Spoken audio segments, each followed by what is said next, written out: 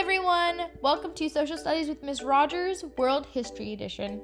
Today is our first class, and therefore we are going to do a little bit of review because I don't know where you went to middle school, and I want to make sure that we're all on the same playing field here.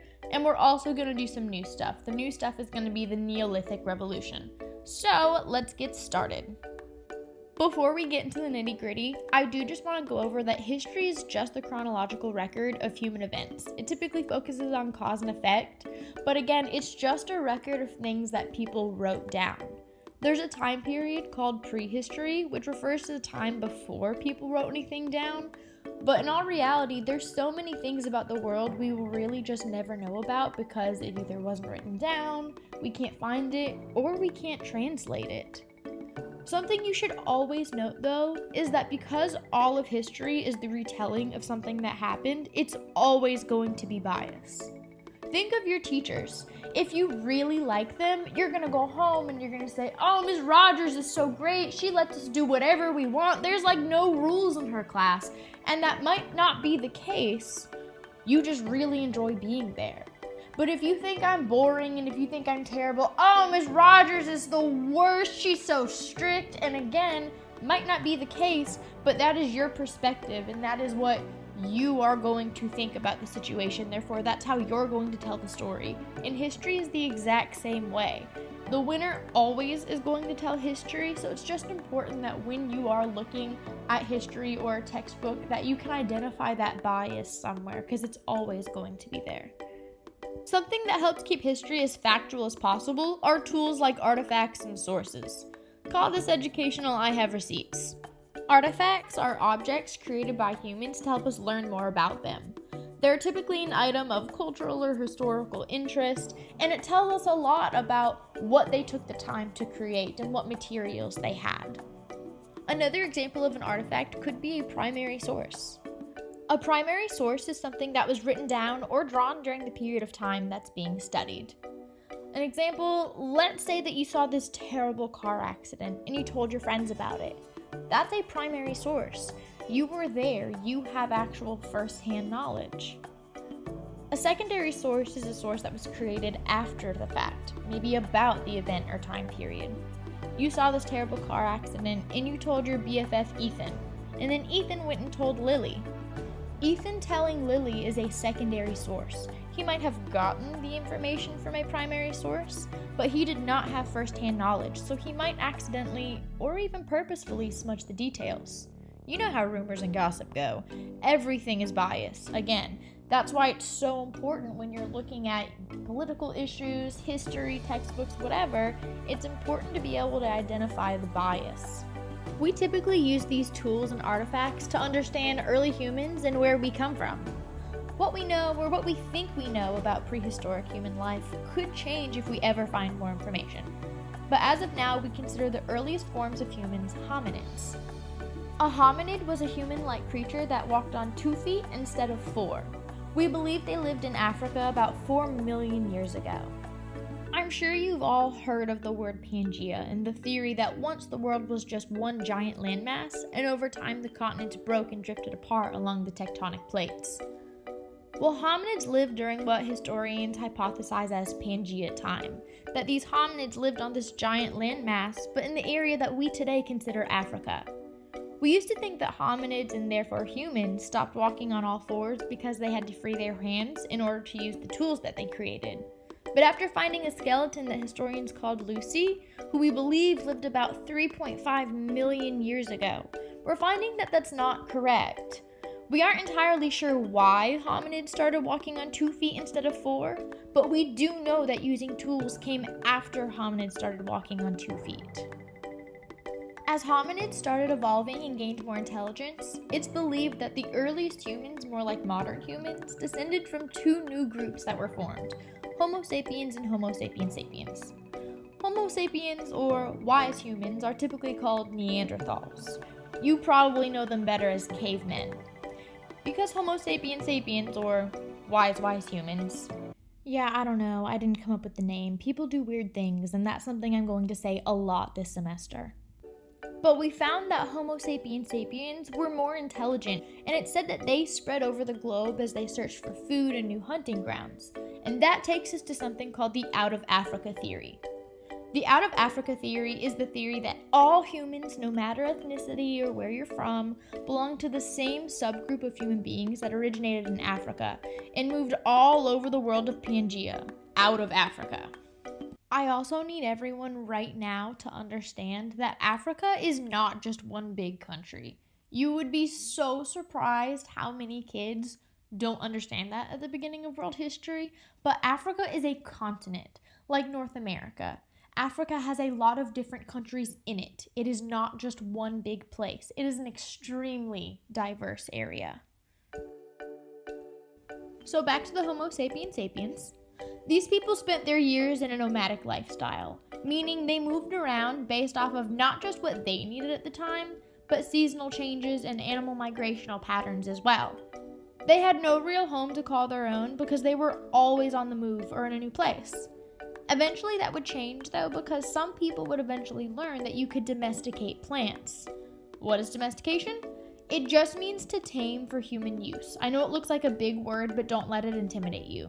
The meaning is pretty simple. Again, just means to tame for human use. And the word domesticate or domestication is going to be really important to this thing called the Neolithic Revolution.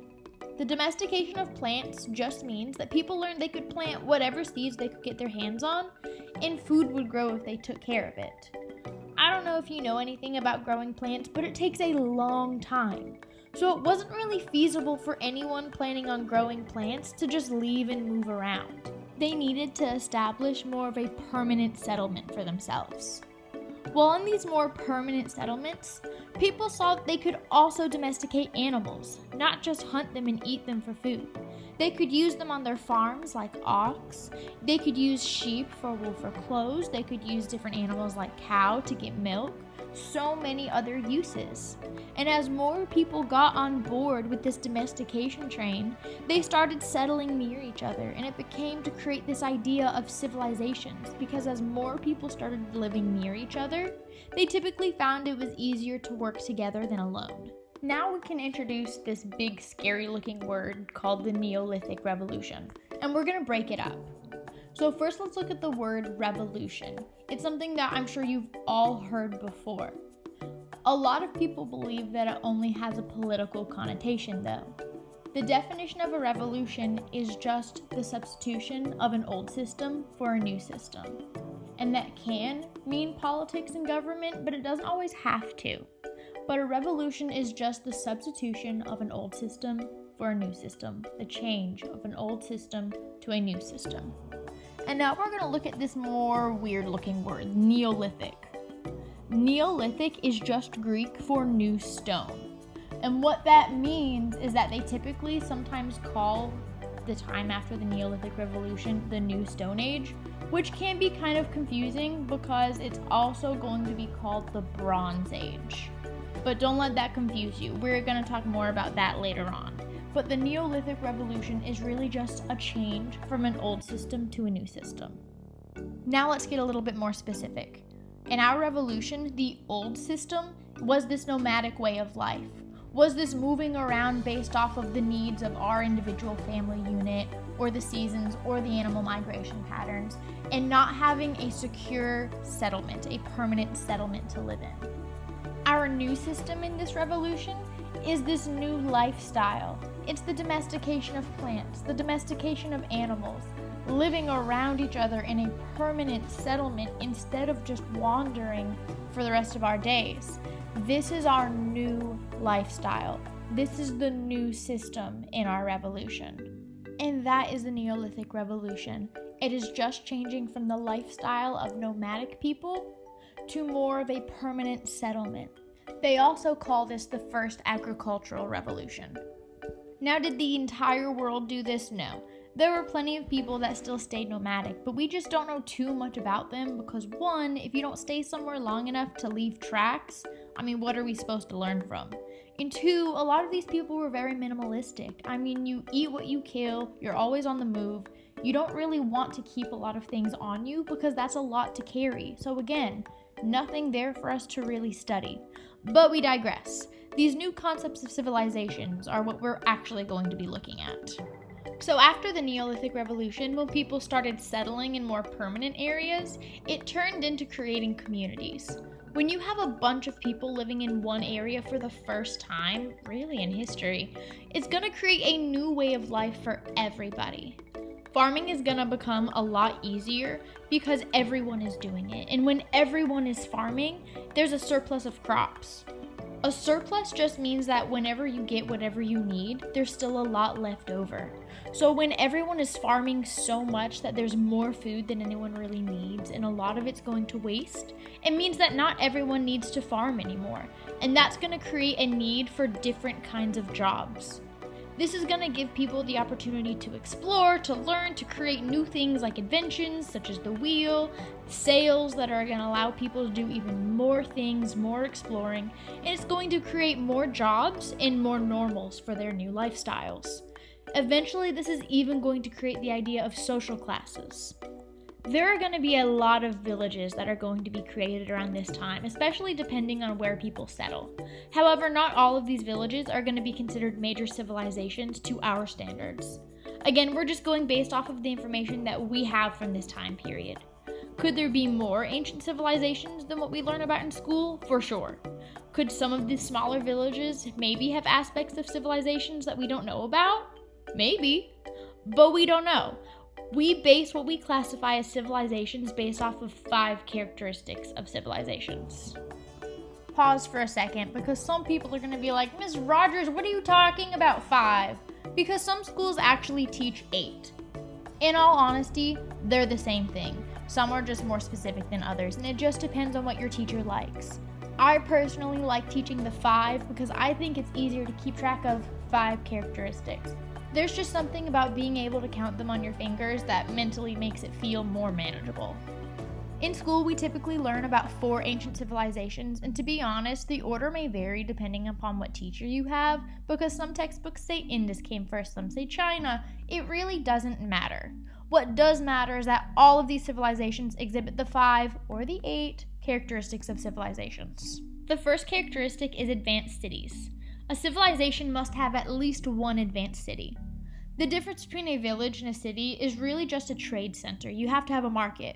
Most people usually assume a city is just bigger or it's about population, but that's not really the case. An advanced city just needs a center for trade. The second characteristic is specialized workers. This means, hey, I don't have to farm because we have enough farmers. I can do something else that I'm good at.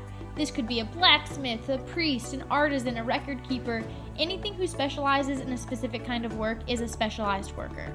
The third characteristic is complex institutions, which for some reasons also sometimes intimidates kids. A complex institution is just an organization that's pretty permanent, like a religion or social classes or a government for all of you 8 characteristic people. That's all it is a long-lasting pattern of organization in a community. The fourth characteristic is record keeping, which typically will also translate into a writing system, though not always. But record keeping will become very important. I mean, after all, the records are really the only way we know about these places or these people. Our last characteristic is advanced technology, and this can incorporate a few different things. It can incorporate all of our new fancy things from domestication, like ox-drawn plows and things like that. It can have to do with this new metal that people are learning how to weld, which is called bronze, when you melt copper and tin together, aka where the Bronze Age phrase comes from. Or it can mean public works. And public works, for all you 8 characteristic people, are really just things that the government will pay for the public to use, like canals, a dam, a park, things like that.